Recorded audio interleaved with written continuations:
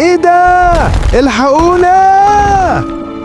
الحالة خطيرة، لازم ندخله غرفة العمليات فوراً. بسبوس مات.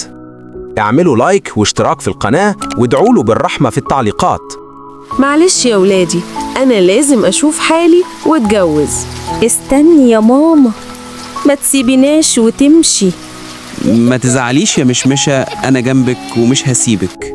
أنا بطني بتتقطع يا أخويا وهموت من البور. أنا لازم أشتغل وأجيب فلوس عشان أقدر أصرف على أختي مشمشة. أنا عاوز قرصة يا عمو. اتفضل يا حبيبي، خد اللي انت عايزه. إيه يا أخويا، مش هتاكل معايا؟ لا يا حبيبتي، كلي انتي. خدي يا حبيبتي، ده مصروفك علشان تروحي المدرسة. هيه، اليوم كان جميل قوي. أنا عايز أرجع لأخويا وأفرحه.